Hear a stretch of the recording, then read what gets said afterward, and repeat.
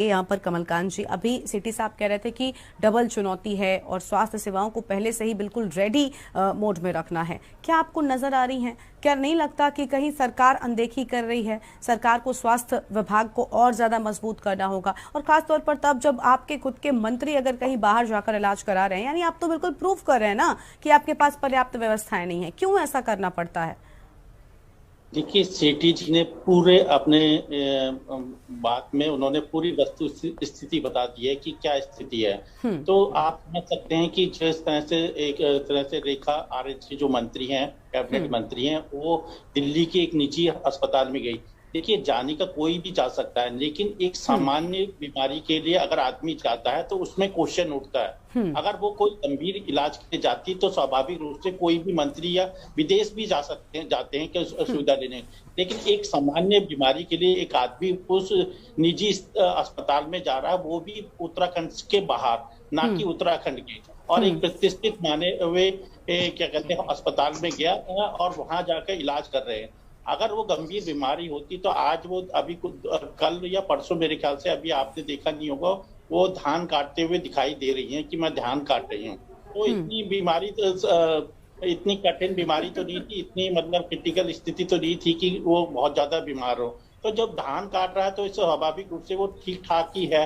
ऐसा डॉक्टर का कभी भी गंभीर बीमारी के बाद ये कहता है कि आप थोड़ा आराम कर लीजिए, तो स्वाभाविक सकते हैं। लेकिन आप ये समझ सकते हैं कि उत्तराखंड में स्वास्थ्य व्यवस्था पर सरकार के ही लोग एक यानी बिल्कुल बड़ी बात है कमलकांत जी आपके भी ओर से। आप बिल्कुल ठीक बात कह रहे हैं कि जब अगर सोचिए कि आपके ही मंत्री, आपने ठीक कहा कि सब लोग जा सकते हैं, हालांकि सब लोग नहीं जा सकते, हर व्यक्ति अफोर्ड नहीं कर सकता। उत्तराखंड में बड़ी संख्या की जनता है जो सिर्फ उत्तराखंड में ही रहकर इलाज करा सकती है। अरे लोग अपने घरों से निकलकर अस्पताल तक नहीं जा पा रहे हैं, जिला अस्पताल तक, क्योंकि ना तो उनके पास किराए के पैसे हैं और ना तो इलाज के पैसे हैं। तो इन लोगों के लिए हमें असल व्यवस्थाएं, तभी हम कह पाएंगे कि हमारा राज्य जो है वो बेहतर बन गया है।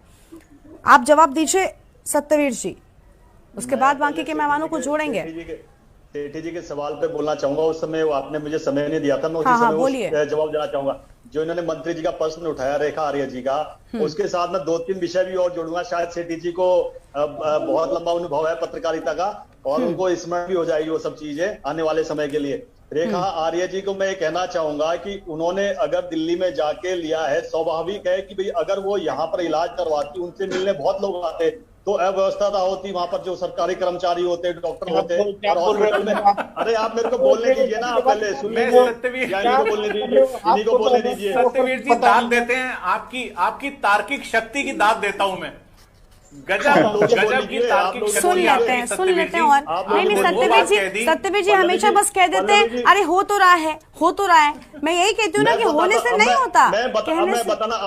ठीक पूरी करने देंगे इनको बात, नहीं तो ये टोक देंगे, कहेंगे कि हम बोलने नहीं दे रहे हैं। सत्यवीर जी पूरा बोलिए, आप बोलिए। मैं अब इनकी स्मरण शक्ति को थोड़ा सुचारू करना चाहता हूँ। कुछ दिनों पहले योगी आदित्यनाथ यहाँ पर आए थे, एम्स में गए थे, उनके बहनोई जी उस हॉस्पिटल के अंदर थे। तो आप देख लीजिए, जब योगी आदित्यनाथ गए तो किस प्रकार से वहां पर अव्यवस्था फैल गई थी। क्या वो यही अव्यवस्था फिर से फैलने देनी थी? दूसरा मैं इनको कहना चाहूंगा, जब श्रद्धेय अटल बिहारी वाजपेयी जी प्रधानमंत्री थे, उनके घुटनों में जिस प्रकार की प्रॉब्लम्स क्रिएट हुई थी, तो यहाँ के जितने भी डॉक्टर्स थे उन्होंने कहा था कि अमेरिका जाइए या लंदन जाइए या किसी ऐसे देश में जाइए जहां पर इससे भी अच्छी व्यवस्था है। तब श्रद्धेय अटल बिहारी वाजपेयी ने कहा था कि नहीं, मुझे यहाँ के डॉक्टरों पर विश्वास है।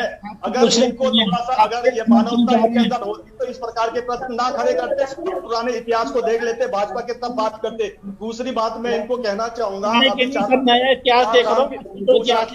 मंत्री कमलकांत जी उनको सुन ले उसके बाद आप बोलिएगा। उनको सुन लेते हैं, उसके बाद आप बोलिएगा जी। एक्चुअली इनकी बेचैनी क्या है कि 10 मार्च को जो रिजल्ट आया है, जिसका परिणाम आया है, 5 साल के जो कार्यों पे हमारी मोहर लगी है, वो बेचैनी।